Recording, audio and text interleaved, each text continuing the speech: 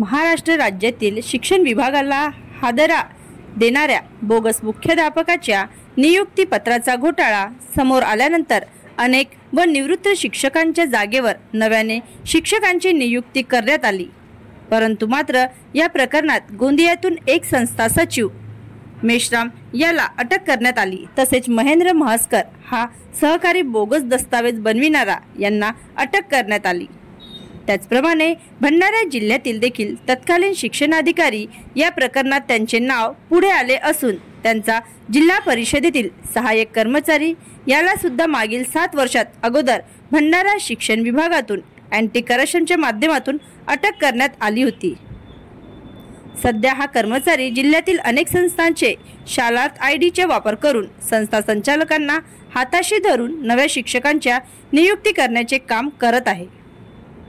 या भंडाऱ्यातील अधिकाऱ्याचा चेहरा या प्रकरणात केव्हा समोर येणार अशी कुजबूज शिक्षण क्षेत्रात सुरू आहे। काही अधिकाऱ्यांनी व शिक्षण संस्थापकांनी या प्रकरणात अटक होऊ नये म्हणून कोर्टातून अँटिसिपेटरी बेल घेत स्वतःला साबूत ठेवण्याचा प्रयत्न करीत आहेत।